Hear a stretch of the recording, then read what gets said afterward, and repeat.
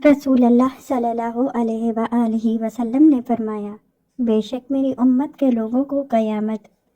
کے دن بلایا جائے گا تو وضو کے نشانات کی وجہ سے ان کے ہاتھ پاؤں اور پیشانیاں چمک رہی ہوں گی۔ بس تم میں سے جو شخص اپنی چمک کو بڑھانا چاہے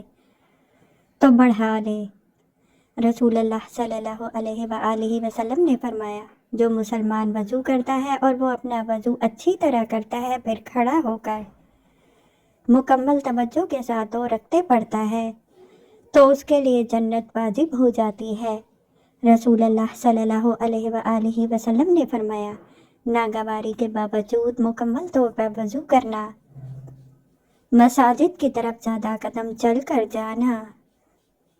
نماز کے بعد دوسری نماز کا انتظار کرنا، یہی سرحدی چوکی کی حفاظت ہے۔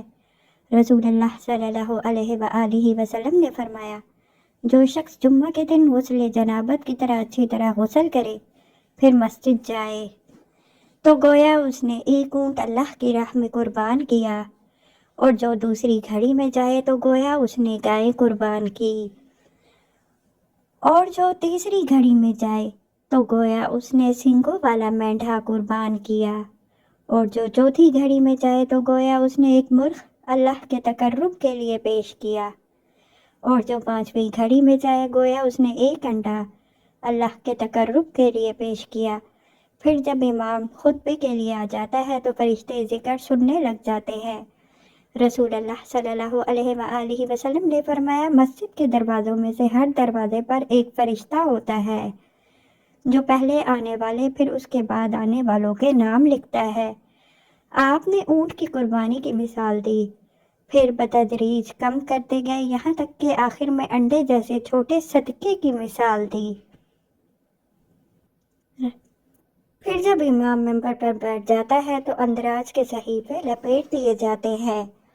اور فرشتے ذکر و نصیحت سننے کے لیے حاضر ہو جاتے ہیں۔ جابر بن سمرہ رضی اللہ عنہ بیان کرتے ہیں، رسول اللہ صلی اللہ علیہ وآلہ وسلم کھڑے ہو کر خطبہ دیتے تھے، پھر بیٹھ جاتے، پھر دوبارہ کھڑے ہو جاتے اور خطبہ دیتے۔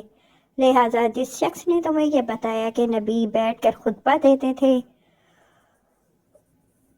اس نے جھوٹ کہا۔ اللہ کی قسم، میں نے رسول اللہ صلی اللہ علیہ وآلہ وسلم کے ساتھ 2000 سے زائد نمازیں ادا کی ہیں، جن میں بہت سے جمعے بھی شامل تھے، اور آپ صلی اللہ علیہ وآلہ وسلم نے تمام خطبے کھڑے ہو کر دیے۔